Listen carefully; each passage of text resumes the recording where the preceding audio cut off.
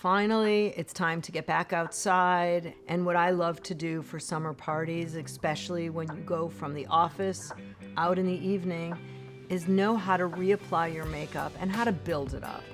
So it's really about the eyes. I am someone that likes to build up the eyes and then add a little bit more shimmer on the cheek and touch up anything you need to do, but really build up the eyes. So I'm really excited because you could use the kits and you could literally build up your brows, you could build up your mascara. The collaboration between Tweezerman and Jones Road are products that you will be so happy that you have incorporated into your makeup. We've got 3 award-winning products that are tried and true, that not just I love, but customers love, editors love. They've been recognized. They're the best in class.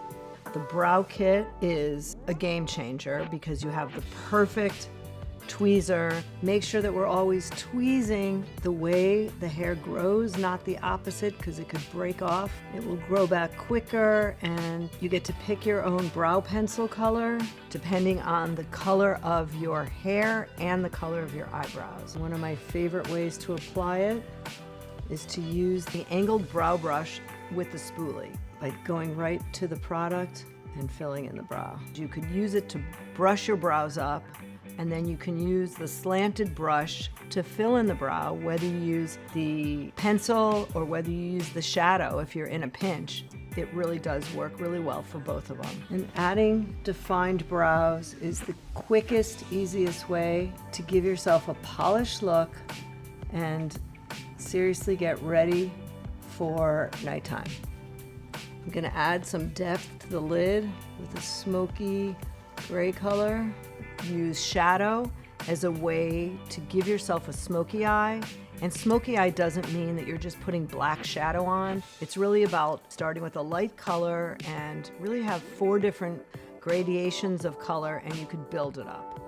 And for the ultimate quick, we're always in a rush party look, I'm gonna add in a shimmery color.